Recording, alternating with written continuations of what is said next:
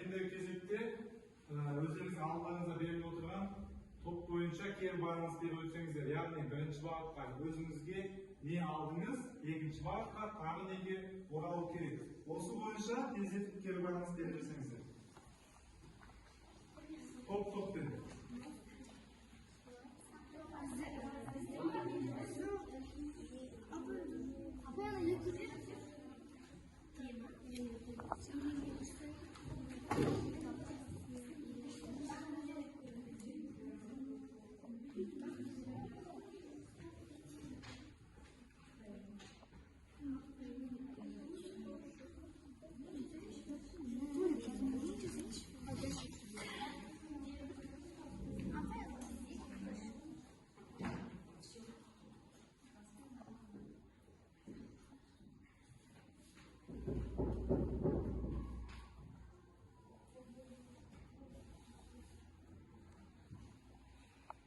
Давай.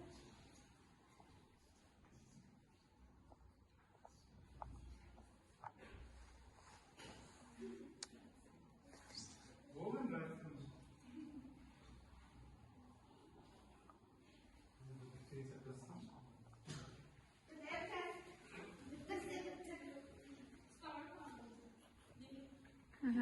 Все, все.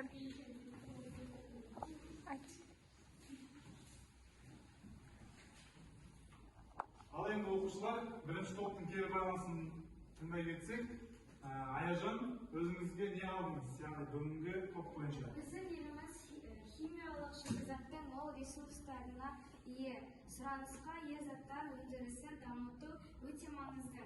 Сонымен қатар шикізатты өндіріп қана қоймай, одан заттар мен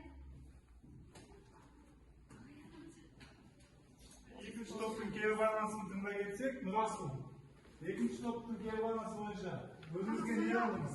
Қазақстанда алтынның 200-ден астам кен орны бар. Негізінен олар республикамыздың шығысында және солтүстік-батысында орналасқан. Өте жақсы. Тағы неге оралу керек?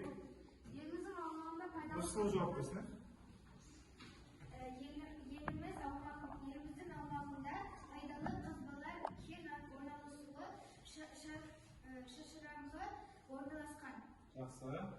Ал ендеше үшінші топтың кері байланысын тыңдай кетсек, үшінші топ бойынша Шырын. Менделеев кестесіндегі 118 элементтің 99-ы еліміздің жер қойнауынан табылған. Жақсы. Тағы неге оралу керек, Меруерт? Полимералдар бұл пәндердің құрамында аса бағалы минералдар, қорбасын және мырыш, сонымен қатар мұз қозғалыстары, алтын, күміс және де басқа металдар бар. Жақсы, өте жақсы.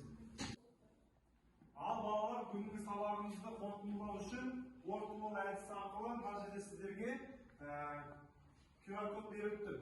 Соны смартфондарыңыздың көмегімен сканерлеп алсаңыздар.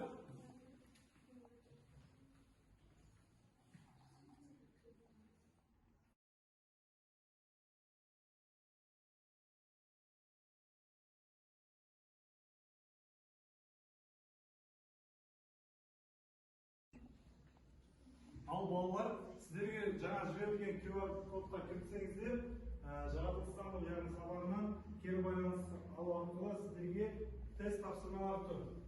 Начальник бастаймыз. Ежелгі материктер қалай аталды? Телефондарыңызда тұр.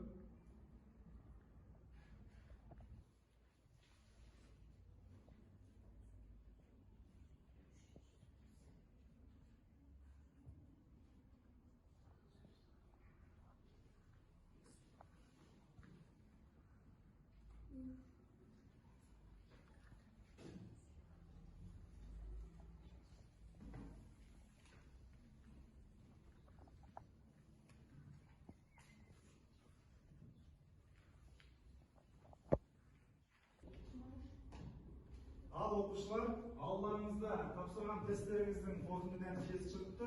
Бұл жерде ең үздік 10 оқушының нәтижелері көрсетіліп тұр. Бұл жерде қалай нәтижені анықтауға болады? Бұл жерде қарап тұрсаңыздар, бірінші орында яғни дастан тұр. Балдары және орындалу уақыттары көрсетіліп тұр. Ең үздік 10 оқушының ғана жұмысы нәтижелі шыққан.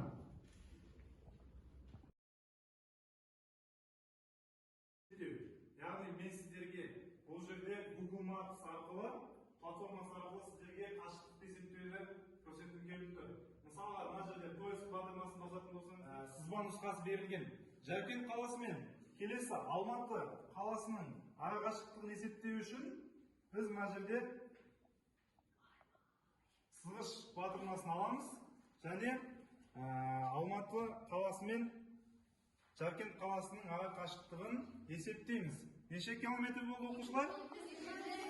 Дұрыс айтасыз. Келесі, кім тақтаға шығып Жаркент қаласы мен жанындағы ауылдық округтердің километрін есептегісі келеді? Я, Арнет келе ғой.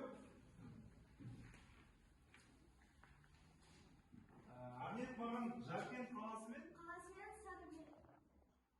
ауыл не?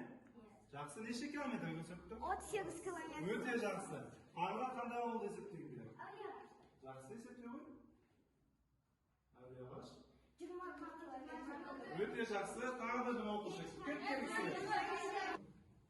Сен қай ауылды есептеген келеді? Мен Талдыауылмын. Аха. 23 километр Талдыауыл. Өте жақсы. Тағы да қандай ауылды есептеген келеді? Жаркент қаласына? Тоқтау ауылы. 15 километр. Өте жақсы. Отыра